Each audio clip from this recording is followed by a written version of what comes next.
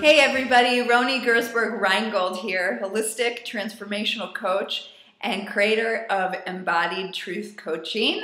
Happy New Year! It's January 2013 and I'm very excited to be back and putting my stuff out there again for you guys after a really long and much needed break to recuperate from all of the action from last year. I got married, as some of you know, and I'm a big believer in practicing radical self-care, so I let myself really become kind of insulated and recuperate a lot over the holidays. So thanks for your patience with me. I'm excited to be here again.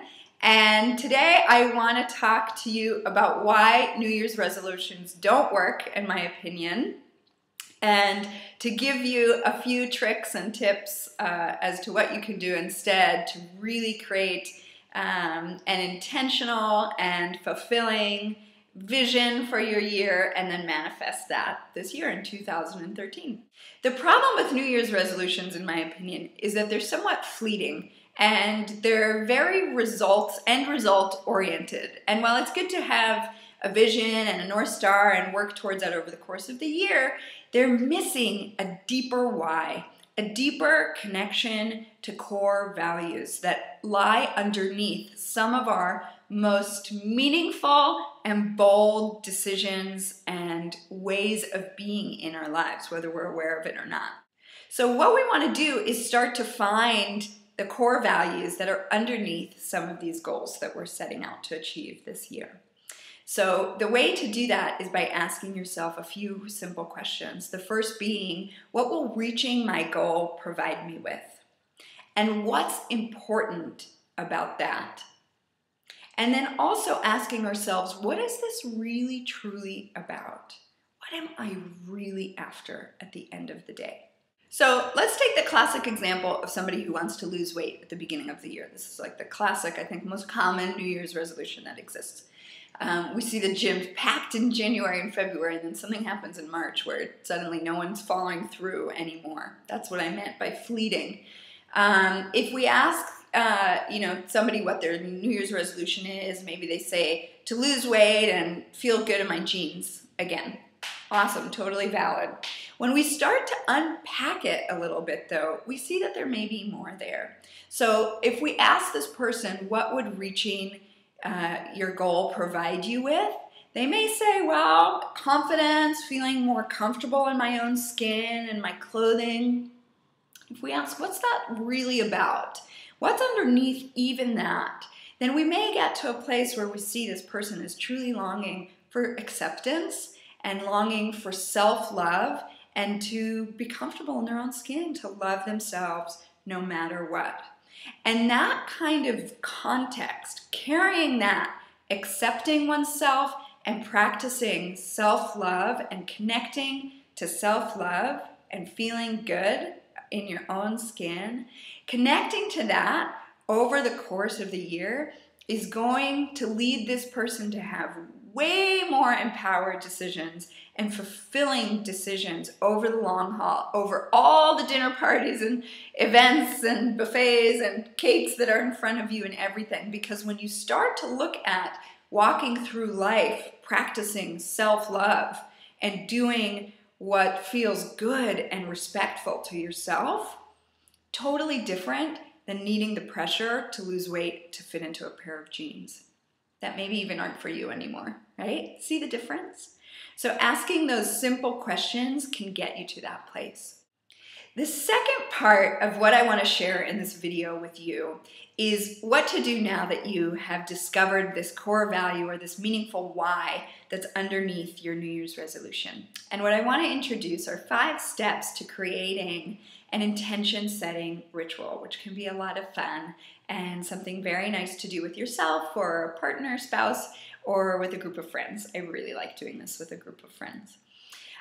The first step in setting intention and creating a little ritual for that is to set the space. And what I mean by that is here you are, you're about to do something sacred. You're about to go in and figure out what's important to you and get clear on your vision. And you want your environment to be representative of that and to facilitate that. So get rid of any clutter that's laying around. Just have the room feel good. You don't want kind of stuff all around. Light a candle or two and make the space feel inviting and special and a little bit different than the norm. The second step is that you want to take a few minutes to quiet your mind. Now, if you meditate, go ahead and do a little meditation and you know what to do. And if you've never meditated before, this can be something very simple. You just need to put yourself in a timeout for 3 minutes, even 5 minutes. Put your timer on your phone, set a little alarm, otherwise turn the ringer off, and give yourself a few minutes with no technology, no outside stimulation, to just let the chatter of the mind, these initial kind of frenetic layers of the mind, to settle down and see if you could get to a place that's a little bit more centered and you feel a little bit more still inside. The third thing you want to do is bring back this core value that you discovered in the first part of the video. So this juicy, rich why that's underneath your goal, kind of holding it up and supporting it and giving you this fantastic, resonant and meaningful context for your goals this year, like self-love or connection, whatever that's going to be, freedom, adventure. And you want to start to give it life and visualize what would be possible if you let that grow, if you really connected to that on a daily basis. What would it be like, right? Like if we let self-love grow and really nourish that, and we're committed to practicing that over the course of the year, what would your relationships be like? What kind of romantic partner would you draw in if you were practicing ultimate self-respect and integrity and love? Probably a partnership that reflects that and provides a lot of respect and authenticity, truly being seen, etc.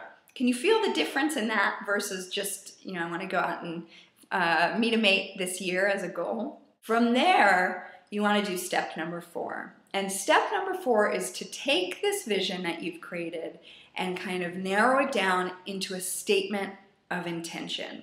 And a statement of intention goes like this: I intend to blank by the date blank. And you want to get a specific date. So that first blank is I intend to, using the example we just shared, be in a totally authentic, respectful, loving partnership where I can be seen as me and see my partner for who they are by, you want to set a date, June 4th, 2013. And even if it doesn't come true by that date, there is something about putting a really specific date in your statement of intention that's going to hold you to it. Because if you knew your dream was about to walk through the door in 30 days from now, I bet you'd be acting differently than if you thought, well, I don't know when, this is ever going to happen. It will totally shift your energy. So creating a statement of intention, I intend to blank by blank. And then the 5th step is sharing it.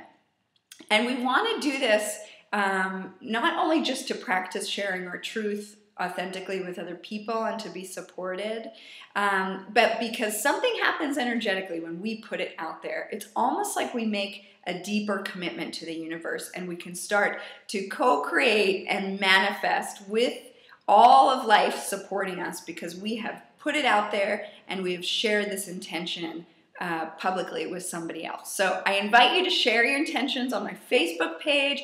Email me, email your friends, put it in a vision board and share that with other people, and have a really fun time claiming this meaningful and fulfilling and resonant intention for yourself. And ditch the New Year's resolutions, go for the real juicy stuff, and I wish you a fabulous year, and I'll see you soon. Take care. Bye.